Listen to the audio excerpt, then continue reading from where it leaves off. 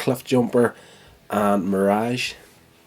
And the Autobot side are having some major differences, and Cliffjumper from the very beginning of the episode is questioning Mirage's loyalty to the Autobots.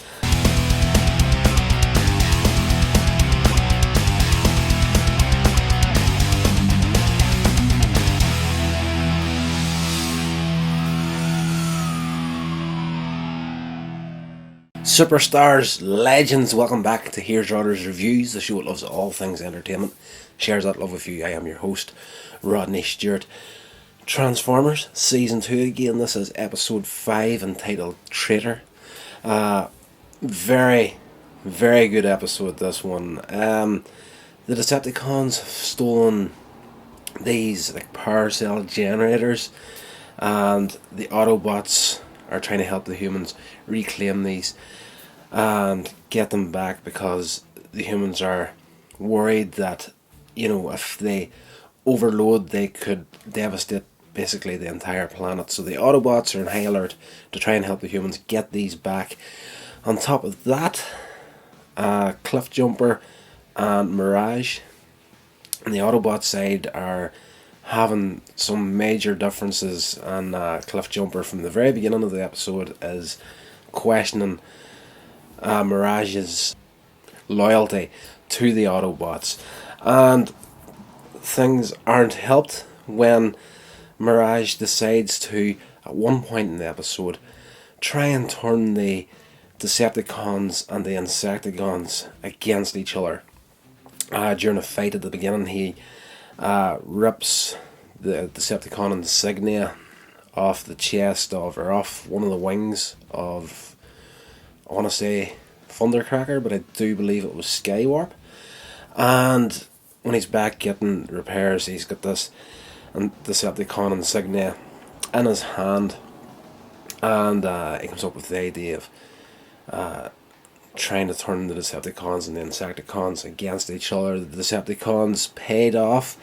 The Insecticons, if you've been following the continuity of Season 1 and into Season 2, the Decepticons and the Insecticons, even though they're both from, Decepticon, are both created basically from the Decepticon mold, they are very different in nature, so there's a very fine line between the Insecticons actually, doing what they're told with the Decepticons. So Mirage goes, steals the Energon cubes that the Decepticons paid the Insecticons with, brings them back to the Decepticon base where they're trying to generate all the power from these power cells, and that starts a fight between the Decepticons and Insecticons. Once the Insecticons learn what's happened, of course, the Decepticons have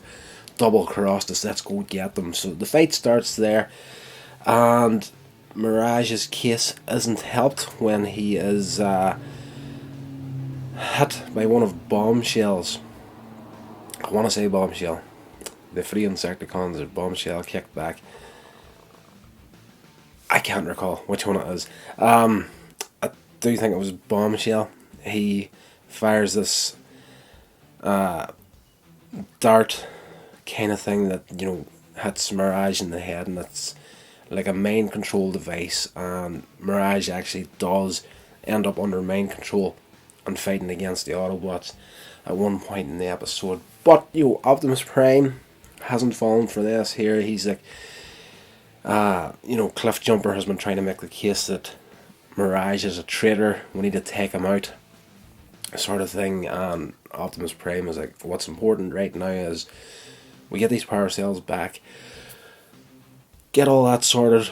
Once that's done and dusted, we'll find Mirage and we'll hear his side of the story. So by the end of the episode, they do manage to get Mirage back. They get the mind control device off him. The Decepticons, Autobots clash in a final battle over these power cells, and Megatron, by the end of the episode, is like, if I can't have these, no one's going to have them. He transforms into gun mode, Starscream takes him and he starts to... Sorry, I'm getting that completely back to front. That was at the very beginning of the episode. Starscream takes Megatron in hand and he actually destroys the lab where they steal the power generator power cells at the beginning. But Megatron actually self-destructs his own base at the end of this episode to stop the Autobots reclaiming these power cells. He's like, if I can't have them, no one's going to have them. The episode kind of finishes out with Megatron kind of devastated and heartbroken that, you know, these should have been mine, I was so close to victory and whatnot. And we close out the episode with Ratchet fixing Mirage, getting the fixing up the little hole on his forehead where this mind control device was at, and he's like, you know, you're all fine and good now. And Cliff Jumper comes in and they have their little moment at the end where they make up, and Cliff Jumper is like jumps on top of Mirage on the table where he's getting repaired. I was like, you need to get off this because I think I've got a hole in my head too. And then, of course, they start dummy wrestling around Autobot headquarters and Ratchet laughs. We all have a nice little moment at the end of the episode where everybody's friends again. Everything is forgiven and forgotten. So this episode, that was a very quick overview of it. There's a lot of stuff going on in there. Megatron and Starscream have an hour moment on the episode where Starscream is like, you know, if I was the leader, we would be doing so much more now. Megatron's crazy. If he decides he's going to destroy an entire planet while he's standing on it, he's going to do it, but he's going to be in, you know, his right frame of mind to do that. But he is, at the same time, he is cautious when he needs to be. These power cells at the beginning of the episode, when they find out there's a possibility that they could devastate the entire planet if they explode, he's very cautious, and Starscream flicks a switch on the energy generator system far too early and does cause an explosion. So they have a moment there where Megatron, you know, turns his fusion cannon on him and threatens to take him out once again. That doesn't happen because the whole Mirage thing and the Insecticons take place at that point in the episode. And at the end of the episode anyway, the worries that the humans had about the power cells exploding and destroying the entire Earth or devastating huge sections of the planet were unfounded. It wasn't true. So when Megatron actually destroyed them himself at the end of it, there was that risk that, you know, gosh, he'd rather destroy the entire planet than lose. But yes, it is a very good episode. I think out of everything on season 2 up to this point, I would say this is probably one of the better ones in the run up to this point. So definitely it is really worth it. It is an episode that's worth checking out, guys.